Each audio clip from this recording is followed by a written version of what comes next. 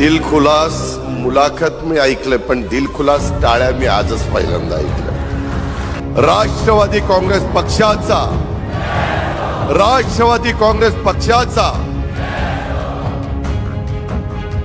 पण काही धाडसी कल्पना, काही ठोस निर्णय हे आपल्याला घ्यायचे।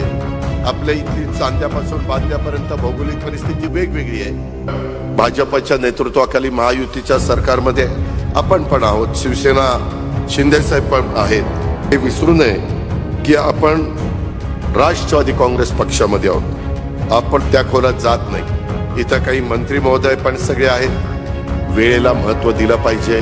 मला मंत्री महोदयांनो तुम्हाला स्पष्ट सांगायचंय, आम्ही ज्यावेळेस राजकारणात आलो किंवा आमच्या आधी भुजबळ साहेब राजकारणात आले त्यावेळेसचं राजकारण आणि आताच्या राजकारणामध्ये जमीन आसमानचा फरक पडलाय। सोशल मीडिया ऍक्टिव्ह झालाय।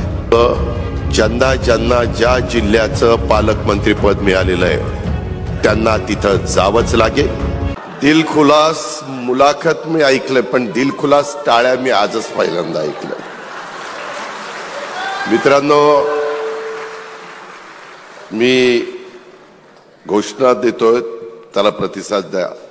राष्ट्रवादी काँग्रेस पक्षाचा आजच्या राष्ट्रवादी चिंतन शिबिर नागपूर या लोकशाही, न्याय आणि समता अशा पद्धतीनं आज आपलं दिवसभराचं हे शिबिर आहे। शिबिराला उपस्थित असणारे राष्ट्रवादी काँग्रेस पक्षाचे सर्व सन्माननीय नेते, सर्व सन्माननीय खासदार, आमदार, सर्व जिल्हाध्यक्ष, सर्वच उपस्थित असणारे महाराष्ट्राच्या कानाकोपऱ्यातून आलेले प्रतिनिधी, बंधू भगिनींनो आणि माझ्या तरुण मित्रांनो, पत्रकार मित्रांनो, आज आपल्या पक्षाच्या वतीनं आयोजित या राष्ट्रवादी चिंतन शिबिरात तुम्हा सर्वांचं मी मनापासून स्वागत करतो। राष्ट्रवादी काँग्रेस पक्षाचा अध्यक्ष म्हणून आज माझं एक मनापासून मला समाधान वाटतंय, मन भरून आलेलं आहे। या सभागृहात जवळपास 550 वरिष्ठ पदाधिकारी, नेते, सहकारी उपस्थित आहेत। मी आजूबाजूला मगाशी देखील प्रफुल्लभाई आपले विचार मांडत असताना मी थोडासा बाहेर गेलेलो होतो आणि त्यामध्ये आजूबाजूला ज्यावेळेस बघतो ती मला गर्दी दिसत नाही, तर मला माझ्या परिवारातले सगळे सदस्य त्या ठिकाणी पाहायला मिळतात।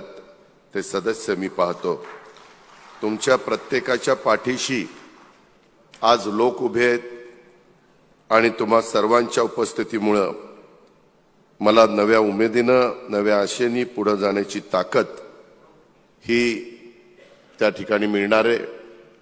हजारो कार्यकर्ते, हजारो सहकारी हे प्रत्येकाच्या पाठीशी उभे आहेत आणि हे जर रूपांतर आपल्याला पुढच्या काळामध्ये लाखांच्या मध्ये करायचं आहे आणि त्याकरता राष्ट्रवादी काँग्रेस पक्षाची भूमिका काय, विचारधारा काय, पुढं आपण कशा पद्धतीनं गेलं पाहिजे, ह्या करता हे चिंतन शिबिर आहे। मित्रांनो, इथं भुजबळ साहेब आहेत, प्रफुल्लभाई आहेत, दिलीप वळसे पाटील साहेब आहेत, नवाबभाई आहेत, अनेक बरेच वर्ष समाजकारण, राजकारण करणारे मान्यवर इथं आहेत। मी देखील जी सुरुवात केली त्याच्यामध्ये प्रफुल्लभाई इथं आहेत। 91 ला PV नरसिंहरावांच्या काळामध्ये आम्ही दोघंही खासदार झालो, 91 ते आत्तापर्यंतचा काळ, आणि त्याच्यामुळं इथं अनेक जण आज आपल्या पक्षाच्या परिवारामध्ये सदस्य म्हणून असले तरी काहींनी पूर्वीच्या काळामध्ये भाजपमध्ये काम केलंय, काहींनी शिवसेना उभाटामध्ये काम केलंय, काहींनी शिंदे साहेबांच्या बरोबर काम केलंय, काहींनी काँग्रेस बरोबर काम केलंय। अशा वेगवेगळ्या पक्षामध्ये काम केलेलं आहे। परंतु आता एक समविचारी पक्ष किंवा सर्व धर्म समभाव मानणारा पक्ष म्हणून आपल्या पक्षाची ओळख ही आपण केलेली आहे। माझ्या आधी पण बऱ्याच मान्यवरांनी सांगितलं, शिवशाहू आंबेडकरांची विचारधारा घेऊन मित्रांनो आपण पुढे चाललेलो आहे। आज मी पण माझ्या आयुष्यामध्ये आतापर्यंत बरीच शिबिरं बघितली. एकत्र काँग्रेसमध्ये असताना शिबिर बघितलं. त्याच्यानंतरच्या काळामध्ये राष्ट्रवादी काँग्रेसमध्ये आपण 10 जून 1999ला ह्या पक्षाची शिवाजी पार्कच्या मैदानामध्ये स्थापना झाल्यानंतर देखील त्या शिबिरं कशी चालायची तेही बघितलं. त्याच्यानंतर काही राजकीय वेगळी समीकरणं बदलली. त्याला जवळपास 2 वर्ष झालेली आहेत आणि त्याच्यानंतरच्या काळात आपण पण एक शिबिर पार पाडलं, ते म्हणजे आपल्या शिर्डीला. आताही नागपूरला शिबिर पार पाडलं जातंय उपराजधानीमध्ये. ही जागा का निवडली त्याच्याही बद्दलचा उल्लेख माझ्या आधीच्या मान्यवरांनी केलेला आहे. आज आपण राष्ट्रवादी चिंतन शिबिरासाठी एकत्र आलेलो आहोत आणि हे चिंतन शिबिर केवळ पुढच्या स्थानिक स्वराज्य संस्थांच्या निवडणुकीपुरतं नाहीये, तर पुढच्या पिढीसाठी आहे. आणि म्हणून तुम्ही सगळ्यांनी आजपर्यंतची जी शिबिरं पाहिली त्यापेक्षा आजचं शिबिर थोडंसं वेगळ्या पद्धतीचं आहे. ते तुम्हाला दिवसभरामध्ये लक्षामध्ये येईल. आणि आज फक्त भाषणं करून आपल्याला दिवसभराचा वेळ घालवायचा नाहीये, तर आज आपण जे आता ग्रुप केले जातील त्याच्यामध्ये प्रामाणिकपणे चर्चा, काही तुमच्या मनामध्ये देखील धाडसी कल्पना असू शकतात.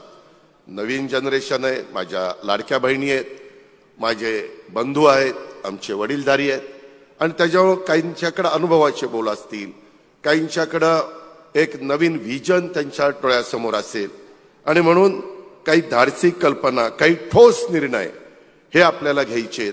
आपल्या इथली चांद्यापासून बांद्यापर्यंत भौगोलिक परिस्थिती वेगवेगळी आहे. विदर्भातले काही प्रश्न वेगळे आहेत, मराठवाड्यातले वेगळे आहेत, पश्चिम महाराष्ट्रातले वेगळे आहेत, कोकण वेगळा आहे, आपला मुंबई ठाणे पालघर तो परिसर वेगळा आहे. असे सगळ्या वेगवेगळा आपला जो भाग आहे त्याच्यामधले देखील काही ठोस निर्णय आपल्याला घ्यायचे आहेत.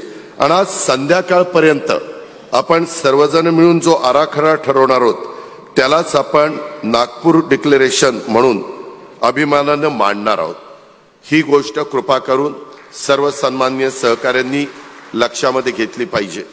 मित्रांनो, संघटना केवळ वरच्या पातळीवरून मजबूत होत नाहीये, तर ती तळागाळातून बांधली जाते. म्हणून मी ठामपणे आपल्याला सगळ्यांना सांगू इच्छितो की प्रत्येक नेत्यांनी आणि पदाधिकाऱ्यांनी काही ठराविक प्रकारचे संवादाचे टच पॉइंट लोकांच्या समोर ठेवले पाहिजे.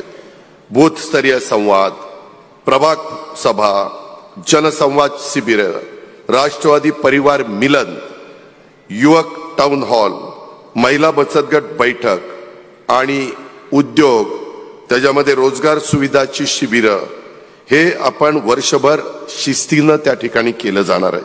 तर आपला पक्ष नेहमी हा लोकांच्या जवळ राहील, जनतेच्या जवळ राहील. आणि कोणत्याही नागरिकाला असं वाटता कामा नये की राष्ट्रवादी काँग्रेस पक्षाचे कार्यकर्ते नेते हे फक्त निवडणुकीच्या वेळीच दिसतात, असं पण घडता कामा नये, असं पण होता कामा नये. आणि तुम्ही सर्वांना ठाऊक आहे की आपण भाजपच्या नेतृत्वाखाली महायुतीच्या सरकारमध्ये आपण पण आहोत, शिवसेना शिंदेसाहेब पण आहेत आणि सहयोगी आहोत. अनेक लोक मला विचारतात हे पाऊल आपण का टाकलं, वैयक्तिक आणि कौटुंबिक नात्यांच्या मध्ये वेदना आपण का स्वीकारल्या. मी तुम्हाला मनापासून सांगतो, ही सत्ता किंवा पदांच्यासाठी उचललेलं पाऊल नव्हतं किंवा नाही. महाराष्ट्राला स्थिरता, तुमच्या माझ्या महाराष्ट्राला प्रगती आणि ठोस निर्णयाची गरज आहे. या आमच्या अंतःकरणाच्या हकेला आम्ही ओ दिली आणि हा मार्ग स्वीकारलेला आहे. हे कृपा करून महाराष्ट्राने पण लक्षात घ्यावं आणि माझ्या सहकाऱ्यांनी पण लक्षात घ्यावं. जेव्हा एखाद्या गावाला पाणी मिळतं, कारण ती फाईल जी आलेली असते ती आम्ही लोक क्लिअर करतो आणि त्यावेळेस ते काम मार्गी लागतं.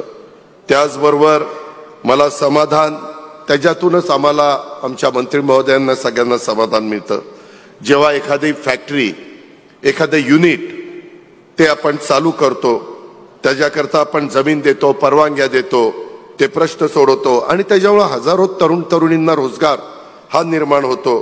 तेव्हा खऱ्या अर्थाने एक आनंद, ह्याची जाणीव आम्हाला होते, एक समाधान मिळतं. प्रत्येक रात्री झोपायच्या आधी मी स्वतःला एक प्रश्न विचारत असतो की आज मी किती लोकांचे त्या ठिकाणी बदल घडवल्या, जी कामं घेऊन येतात त्याच्यामध्ये हाच माझा यशाचा मापदंड आहे आणि हाच माझ्या राजकारणाचा देखील असण्याचा हेतू आहे। सार्वजनिक जीवनामध्ये आपण सगळेजण काम करत असताना किती लोकांचे प्रश्न मार्गी लावले, काय केलं। आता कालचंच उदाहरण देतो, इथं रमेश अप्पा थोरात आले असतील, त्यांनी एका ठिकाणी मला जेवायला बोलवलं होतं, आम्ही बरेच जण बसलो होतो। लोक कामं सांगताना पण फार वेगळ्या पद्धतीनं, आम्ही कार्यकर्त्यांनी काम सांगितल्यानंतर विश्वास ठेवून त्या कामामध्ये लक्ष घालतो आणि संबंधितांना बोलतो, परंतु कार्यकर्त्यांनी पण खरं काय असेल ते सांगायचा प्रयत्न करा, नाहीतर कधी कधी आमची गडबड होते, तसं काही होऊन देऊ नका अशी मला आपल्याला सगळ्यांना विनंती करायची। माझं तुम्हाला सगळ्यांना सांगणं आहे, कालच आम्ही आता पहिला ह्या महायुतीचं सरकार आल्यानंतर 100 दिवसाचा कार्यक्रम, नंतर 150 दिवसाचा कार्यक्रम घेतला आणि त्याच्यामध्ये अनेक जण भेटत असतात। काल पण एक जण म्हणाला की अजित पवार आम्हाला अनुकंपा तत्वावर नोकरी द्यायला पाहिजे। मी कलेक्टरला सकाळी बोलवलं, त्यांना सांगितलं अनुकंपा तत्वावरचा मोठा कार्यक्रम आम्ही हातामध्ये घेतलाय, सगळ्या मंत्री महोदयांना माहिती आहे, कॅबिनेटला मी निर्णय घेतलेला आहे। नोकरीवर ती व्यक्ती असताना दुर्दैवाने त्याचं निधन झालं तर त्यांच्या कुटुंबातल्या एकाला नोकरी द्यायची, मुलगा असू मुलगी असू पत्नी असू कुणी, त्याला नोकरी द्यायची असा प्रकारचा निर्णय झाला। काल मला त्यांनी सांगितल्यानंतर मलाही कळेना की का ह्याला नोकरी मिळत नाही। नंतर आज सकाळी माहिती घेतली, तो म्हणतोय जो मृत्युमुखी पडलाय, जो निघून गेलाय, त्याला मी दत्तकाचं पत्र घेऊन येतो, आता तो गेलाय वर आणि तो अडॉप्ट व्हायला करणार। आणि म्हणलं अरे पत्र नाही काही नाही, नाही म्हणले दादा ते मला पत्र दिलेलं मी शोधून काढतो ना आणतो, असं नाही चालत। उगीच काहीतरी कुठली तरी चुकीची कामं, आणि त्यांनी सांगताना मी ते समजून घेतलं, कलेक्टरनी समजून घेतलं आणि नंतर जाता जाता त्या कलेक्टरला म्हणला माझं काम नाही झालं तर मी आत्महत्याच करेन, म्हणजे वरदम त्याचा हा तो अनुकंपा तत्वावर बसत नाही, डायरेक्ट ब्लड रिलेशन नाही, अशा काही गोष्टी समाजामध्ये वावरत असताना पाहायला मिळतात आणि त्याच्यातून आपल्यालाही मार्ग काढावा लागतो।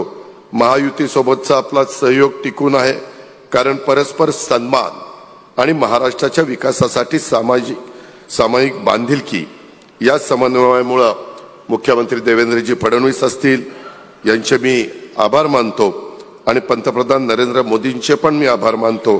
त्यांच्या नेतृत्वाने देशाला स्थैर्य मिळालेलं आहे, महाराष्ट्रासाठी त्यांनी नेहमीच मोठं मन दाखवलेलं आहे। मी कधी लोकहिताची मागणी मांडली तर त्यांनी महाराष्ट्राच्या विकासासाठी कधी नकार दिलेला नाहीये।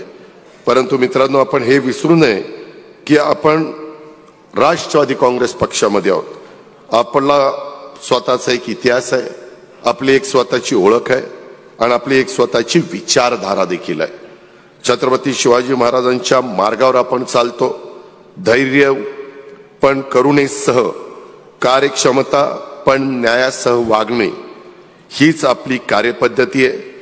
आपण राजमाता जिजाऊ, छत्रपती शिवाजी महाराज, राजर्षी शाहू महाराज, डॉक्टर बाबासाहेब आंबेडकर, पुण्यश्लोक अहिल्यादेवी होळकर, महात्मा ज्योतिराव फुले, सावित्रीबाई फुले, मौलाना आझाद, बिरसा मुंडा, अण्णाभाऊ साठे, त्याचबरोबर महात्मा गांधी आणि महाराष्ट्राचे पहिले मुख्यमंत्री स्वर्गीय यशवंतराव चव्हाण साहेब यांच्या अहिंसा आणि जनसन्मान, समानता, सर्वांना हक्काचे शिक्षण, पुरोगामित्व हे आदर्श आपण त्या ठिकाणी जाणतो।